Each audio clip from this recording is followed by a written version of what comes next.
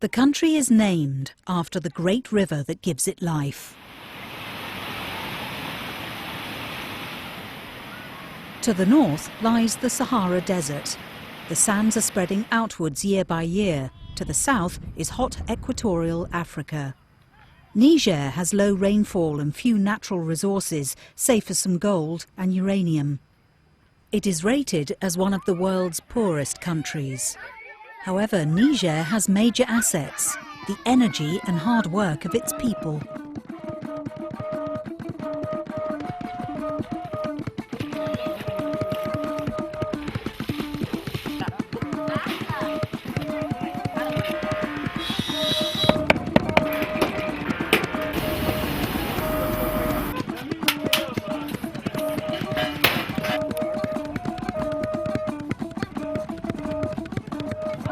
But what of those who cannot see? Blindness, it's estimated, afflicts well over 7 million people among the populations of countries in sub-Saharan Africa, Niger included. There are people of all ages who can only listen to the activity of others and who can only imagine what the world looks like. Children who cannot see their mothers, and mothers who cannot see their children. Men who cannot work in this busy but impoverished society and whose families will suffer. Life has to carry on. In many cases, the blindness is caused by something easily reversible, a cataract. Cataracts can nearly always be cured, but only with money, and for sums that many people cannot easily afford. Cataract surgery is one of the most cost-effective of healthcare interventions. In February 2008, a series of announcements made in Niamey, Niger's capital, offered hope to these people. Campagne de lutte contre la cécité au Niger, la Banque islamique de développement BID, le ministère de la Santé publique organise une campagne médicale de lutte contre la cécité au Niger. Cette campagne de chirurgie de la cataracte qui s'adresse à toute la population est assurée gratuitement tous les jours. By radio and TV, as well as word of mouth, people like Issa learned how their life could be transformed.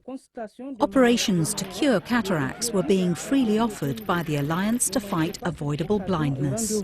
Massivement à l'hôpital Lamordé, car la vue, c'est la vie. Issa had been a construction site worker until partial but increasing blindness made him less employable. He set off on the long walk to the hospital to be joined by hundreds of others making the same journey, often of many kilometres, for the same reason: hope of a cure. In an average week, this hospital might see and treat 10 cataract cases. Now there were potentially many hundreds. For some, the offer to help would still come too late. If not treated in time, cataracts among children can have devastating consequences, particularly on their social development and education. A team of volunteer Tunisian eye specialist doctors had been flown into Niger to carry out operations during 1 week. These highly qualified doctors are members of Nadi al-Bassar, an NGO from Tunisia, one of the member countries of the IDB. This is the first part of a regional project that will bring restored sight to over 50,000 people in Benin, Burkina Faso, Cameroon, Chad, Djibouti, Guinea, Mali, as well as Niger.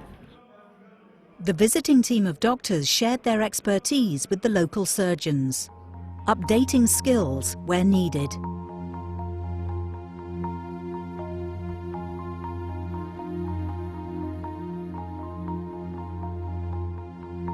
The project is one in which all concerned can be proud. Who are these people? The Islamic Development Bank, IDB, is a multilateral development institution established in 1975 to foster economic development and the social progress of its member countries. The IDB provides various forms of development assistance for poverty alleviation and human development. In 2003, the Islamic Development Bank commenced a program of identifying and treating blindness in these 8 countries, where the problem is great and the supply of trained ophthalmologists inadequate. Since that time, nearly 14,000 people have benefited from eye examination, of which 1/4 were identified and successfully treated for a cataract. The Alliance to Fight Avoidable Blindness is the new IDB initiative that builds on these 5 years of success and experience. The Alliance brings together non-governmental organisations involved in eye care, ministries of health and donors in order to provide cataract treatment for all and ensure the training up of new eye specialists. What of the future? There are not enough of these eye specialists in Niger nor in sub-Saharan Africa, so a key part of IDB's new initiative has been to train local medical staff to carry on and extend this work. Issa is now back in full employment and earning a decent wage so that he can help himself and his family. Many others have been allowed once again to see the colour and beauty that lies around them. In spite of its poverty, Niger is a brave and hard-working society. The people of Niger and neighbouring countries are grateful to the Islamic Development Bank and its partners for what's been achieved. But even more could be done. They're helping themselves as much as they can. All that's needed is additional support and funding. In this way, yet more men, women and children will not be condemned to a life which consists of hearing the world go by, but not seeing it.